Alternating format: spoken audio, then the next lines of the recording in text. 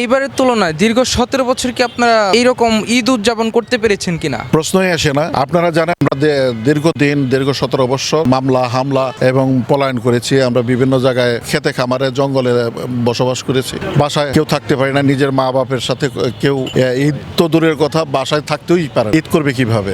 প্রিয় দর্শক, এই মুহূর্তে আমরা কথা বলবো ধামরাই পৌরসভার ভারপ্রাপ্ত সভাপতি জনাব আতিকুর রহমান আতিক ওনার সাথে। তো আপনি বলবেন আপনার ঈদ কেমন কাটলো? আলহামদুলিল্লাহ, দীর্ঘ 17 বছর নির্যাতন নিপীড়নের মাধ্যমে যে ফ্যাসিস্ট সরকার বিতাড়িত হয়েছে, তারপরে 12 ফেব্রুয়ারি যে নির্বাচন হয়েছে, সেই নির্বাচনের মাধ্যমে বাংলাদেশ জাতীয়তাবাদী দল নিরঙ্কুশ বিজয় অর্জন করেছে। তার মধ্যে ঢাকা 20 আলহাজ তমিজউদ্দিন আমাদের মাঝে মাননীয় সংসদ হয়েছেন।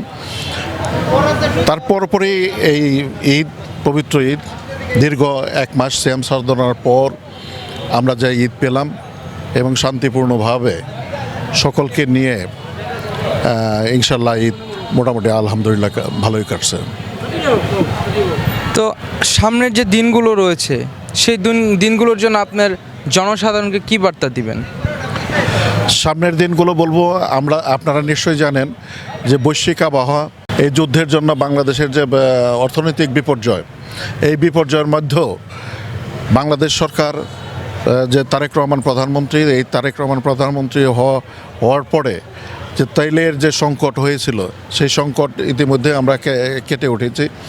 নির্বিঘ্নে নির্দ্বিধায় সুন্দরভাবে কোনো যানজট ছিল তো তুলনামূলকভাবে যানজট মুক্তভাবে বাংলাদেশের জনগণ বিভিন্ন প্রান্তে তার নিজের দেশের বাড়ি মা বাবার সাথে এবং পরিবারের সাথে ঈদ করার জন্য সুন্দরভাবে চলে গিয়েছে এবং ফেরাটাও মনে হয় সুন্দর হবে ইনশাল্লাহ, আশা করি। সেই ব্যবস্থায় ইতিমধ্যে আমাদের সরকার, জনাব তারেক রহমানের সরকার ইতিমধ্যে ব্যবস্থা গ্রহণ করেছেন।